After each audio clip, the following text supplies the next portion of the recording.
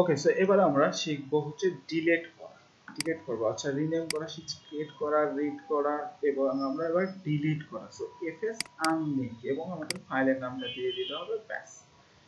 So আমরা same ভাবে এতটুকু করতে পারি, বা আচ্ছা থাকুক,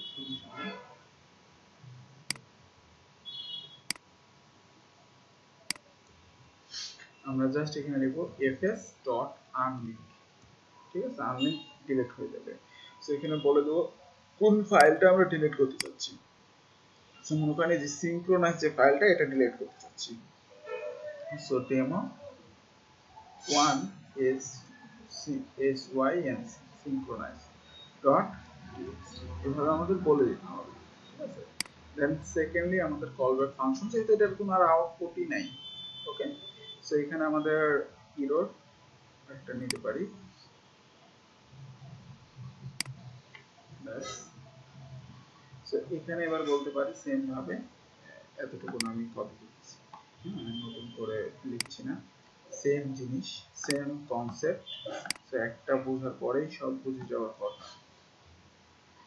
সো ফাইল ডিলিট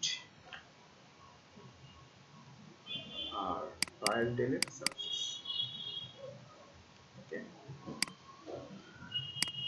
সো আমরা এটাকে অফ, সো এটা আমাদের আনলিঙ্ক। আচ্ছা, এবার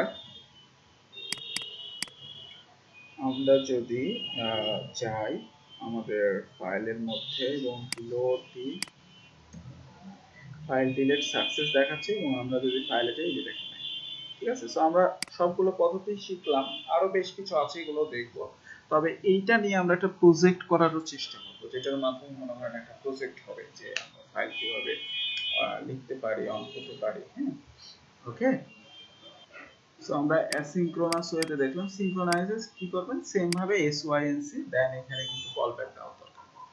ঠিক আছে, সেম ওয়েতে, জাস্ট পার্থক্য এটাই আমি বারবার বলতে যাচ্ছি, যে সিনক্রোনাইজ এবং অ্যাসিনক্রোনাইজে আমার পার্থক্য এটা। সো অ্যাসিনক্রোনাইজে আমরা কল ব্যাক ফাংশন ইউজ করব, যেটা সিনক্রোনাইজে ইউজ করব না।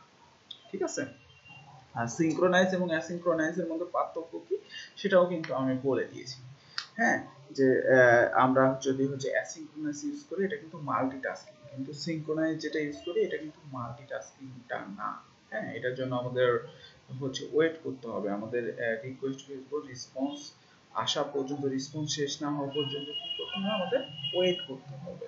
কিন্তু আমরা যদি অ্যাসিনক্রোনাইজ ইউজ করি, সেখানে কিন্তু কোনো ওয়েট করতে হবে না, আমরা মাল্টিটাস্কিং করতে পারবো, রেসপন্স আসতেছে, দেরি হচ্ছে, আমরা অন্যান্য কাজও করতে পারি।